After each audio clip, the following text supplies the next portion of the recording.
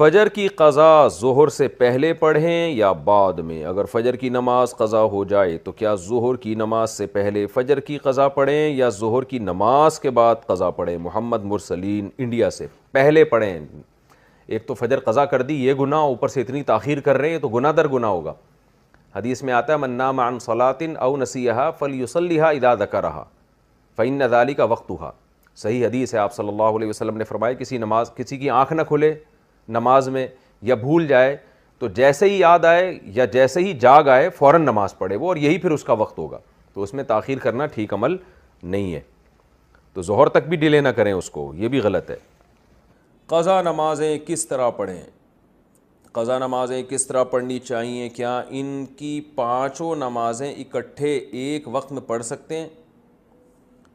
وحید اللہ خان کوہاٹ سے۔ جی ہاں، ایک وقت میں، ایک دن میں آپ پڑھ سکتے ہیں، ایک ٹائم پہ بھی پڑھ سکتے ہیں۔ 5 نہیں بلکہ وطر کی قضا بھی واجب ہے، تو وطر ملا کے 6 ہو جائیں گی، تو وہ قضا اکٹھی بھی پڑھ سکتے ہیں۔ اور نیت یہ کرنی ہے کہ میرے ذمے، جیسے فجر آپ پڑھ رہے ہیں تو نیت یہ کریں میرے ذمے فجر کی جتنی نمازیں لازم ہیں ان میں سے میں سب سے پہلی نماز پڑھ رہا ہوں۔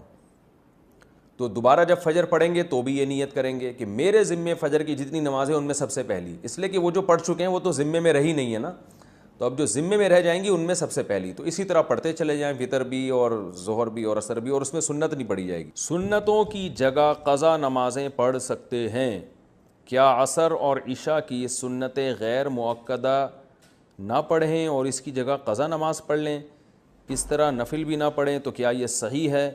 محمد آصف صاحب انڈیا سے۔ جی ہاں صحیح ہے، یہ سنت مؤکدہ تو نہ چھوڑیں لیکن غیر مؤکدہ قضا عمری کی خاطر چھوڑ دیں۔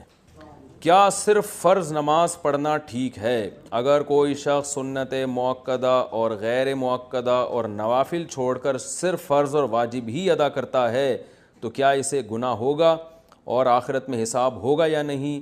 نیز کیا اس کی قضا کرنی ہوگی؟ دیکھیں، نوافل چھوڑ دیتا ہے یا سنت غیر مؤکدہ چھوڑ دیتا ہے تو کوئی گناہ نہیں ہے، لیکن اگر صرف سنت یعنی فرائض پہ اکتفا کرتا ہے اور سنت مؤکدہ کبھی بھی نہیں پڑھتا تو پھر یہ گناہ گار ہے، کیونکہ سنت مؤکدہ کو ہمیشہ کے لیے ترک کر دینا علماء کہتے ہیں اس میں گناہ کا خطرہ ہے اور یہ شخص قابل ملامت ہے، کیونکہ سنت مؤکدہ یہی ہے جس کی تاکید بہت زیادہ ہے۔ جیسے فجر کی 2 سنتیں آپ صلی اللہ علیہ وسلم ہمیشہ پڑھا کرتے تھے، حتیٰ کہ فجر کی سنتیں سفر میں بھی نہیں چھوڑی آپ صلی اللہ علیہ وسلم نے، تو باقی سنتوں کا بھی جو مؤکدہ ہیں ان کا اہتمام ضروری ہے۔ کبھی کبھار چھوٹ جائیں تو کوئی حرج نہیں ہے اس میں، جیسے سفر میں چھوڑ دیں یا کوئی ایمرجنسی ہے یا بہت زیادہ تھکاوٹ ہے، کبھی کبھار چھوڑنے میں کوئی حرج نہیں ہے۔ فجر کی سنتیں رہ جائیں تو کب پڑھیں؟ کیا ہم فجر کی نماز کے بعد سنت پڑھ سکتے ہیں؟ بعض لوگ بولتے ہیں کہ تم پڑھ سکتے ہو اور بعض لوگ کہتے ہیں کہ نہیں بلکہ طلوع آفتاب کے بعد پڑھ سکتے ہو، اس بارے میں رہنمائی فرمائیں۔ عاصم نصیر کشمیر سے۔ یہ مسئلہ علماء کے مابین اختلافی ہے۔ امام احمد بن حنبل، امام شافعی کے نزدیک جائز ہے کہ فجر کی فرض نماز کے فوراً بعد آپ سنتیں پڑھ لیں، لیکن امام حنیفہ رحمہ اللہ تعالیٰ کے نزدیک فوراً بعد نہیں بلکہ اشراق کے وقت آپ پڑھیں، اور یہ عبداللہ بن عمر سے ثابت بھی ہے عملاً کہ، اور یہ جو حدیث میں آتا ہے کہ نماز کے بعد سنتیں پڑھی جائیں تو احناف کے ہاں اس کا مطلب یہی ہے کہ نماز کے بعد اس وقت جب مکروہ وقت گزر جائے، اور وہ اشراق کے وقت گزر چکا ہوتا ہے، کیونکہ فجر کی نماز کے بعد نوافل نہیں ہے، تو اس لیے، اور صحابہ سے بھی منقول ہے، تو کسی وقت میں انشاءاللہ پورے ریفرنس کے ساتھ اس پہ دلائل ریکارڈ کروا دوں گا۔ ابھی تو صرف سائل نے جتنی بات پوچھی ہے تو صرف ٹو دا پوائنٹ اسی بات کا جواب دے رہا ہوں کہ فقہ حنفی میں یہی ہے کہ آپ اشراق کے وقت پڑھیں، فوراً بعد نہ پڑھیں۔ باقی اگر کوئی فجر کے فوراً بعد پڑھ رہا ہے، وہ فقہ حنفی کو فالو نہیں کرتا تو اس کو پڑھنے دیں، اس میں پھڈے بازی والی بات نہیں ہے۔ آپ اس پر عمل کریں کہ ایک مسلک کو فالو کرنا چاہیے، دوسرے پہ تان و تشنیع نہیں کرنی چاہیے۔ یہ اسلاف کا طریقہ تھا اور یہی طریقہ اس امت میں ایک ایسا طریقہ ہے جس سے امت اختلاف سے بچ سکتی ہے۔ اپنے دلائل دوسرے پر تھوپنا اور یہ کہنا کہ میں صحیح ہوں تم غلط ہو، اس سے امت میں اتحاد پیدا نہیں ہوگا۔ اتحاد اسی سے ہوگا کہ آپ ایک مسلک پہ اگر عمل کر رہے ہیں تو آپ اس پر عمل کریں، دوسرے کو آپ برا بھلا نہ کہیں۔ تو حنفیہ کا اس بارے میں 2 ٹوک اور واضح موقف ہے، اور یہ آثار صحابہ سے بھی ثابت ہے کہ فجر کی آپ کی 2 سنت اگر چھوٹ جائیں تو فوراً بعد نہ پڑھی جائیں بلکہ اشراق کے وقت میں پڑھی جائیں، اور یہ اشراق کے وقت میں پڑھنا افضل ہے، کوئی لازم نہیں ہے، بہتر ہے کہ اس کو پڑھ لیا جائے۔ فجر میں الارم نہیں بجا تو قضا کا گناہ ہوگا. اگر کوئی فجر کا وقت ختم ہونے کے 45 منٹ بعد فجر کی نیت سے جاگا اور اٹھ کر موبائل دیکھا کہ الارم کیوں نہیں بجا, پھر وضو کر کے فرض نماز کی قضا کی, کیا اسے بھی قضا کرنے کا گناہ ملے گا یا پھر یہ معاف سمجھا جائے گا؟ عارف شیخ انڈیا سے. عارف شیخ صاحب, اگر پورا انتظام اس نے فجر میں اٹھنے کا کیا تھا پھر بھی بیچارے کی آنکھ نہیں کھلی تو پھر کیوں گناہ ملے گا؟ حدیث میں آتا ہے کہ لیس فی النوم التفریط فی الیقظہ. آپ صلی اللہ علیہ وسلم نے فرمایا کہ سوندے میں کوتاہی نہیں ہے. کوئی آدمی اگر سو جائے اور آنکھ نہ کھلے, خود آپ صلی اللہ علیہ وسلم کے ساتھ ایسا ہوا صحیح بخاری میں کہ اس کو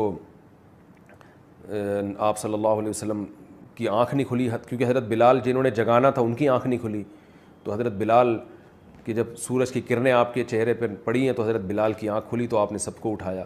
تو پورا انتظام آپ جاگنے کا کر کے سوئے پھر بھی آنکھ نہیں کھلی تو وہ معاف ہے. آپ صلی اللہ علیہ وسلم نے فرمایا کہ من نام عن صلاۃ او نسیہا فلیصلیھا اذا ذکرھا, کہ جو آدمی نماز سے سو جائے یا بھول جائے تو جیسی یاد آئے اس وقت پڑھ لے, جیسی جاگ آئے اس وقت پڑھ لے. تو اس کا مطلب انسان کے ساتھ یہ ہو سکتا ہے کہ آنکھ نہ کھلے اس کی. قضا نماز کی جہنم میں کیا سزا ہے؟ ایک قضا نماز ہونے پر 88 کروڑ سال دوزخ میں رہنے کی سزا بیان کی جاتی ہے. کیا اس تعداد کا ذکر قرآن مجید میں کہیں آیا ہے؟ برائے مہربانی اس بارے میں بتا دیں. ذیشان خان پشاور سے. ایسی کوئی متعین مدت نہ قرآن میں ہے نہ کسی مستند حدیث میں ہے کہ 88 کروڑ سال. ہاں یہ ضرور ہے کہ اسلام میں نماز قضا کرنے سے بڑا گناہ کوئی ہے نہیں. شاعر اسلام میں سے, اسلام کی علامت میں سے ہے. تو جہنم میں شرک کے بعد اگر سب سے بڑی سزا کسی کو دی جائے گی نا تو وہ بے نمازی کو دی جائے گی. حقوق العباد میں قاتل کو, حقوق العباد میں سب سے بڑی سزا قرآن نے جو بیان کی ہے وہ قاتل کے بیان کی ہے, کیونکہ جس نے انسانی زندگی, انسان سے اس کی زندگی کا حق چھینا ہے. اور حقوق اللہ میں شرک کے بعد جو سب سے بڑا جرم ہے اسلام میں وہ ہے نماز کا قضا کر دینا. تو سب سے بڑی سزا نمازی ہی, بے نمازی ہی کو ملے گی اور قاتل کو ملے گی. اب کتنی ہے اس کے میں نے بتایا کہ کوئی ہمیں نہیں ملتا کہ اتنے سال رہے گا. یہ ہے کہ بہت عرصہ رہے گا جہنم میں. جہنم میں تو بھائی تھوڑے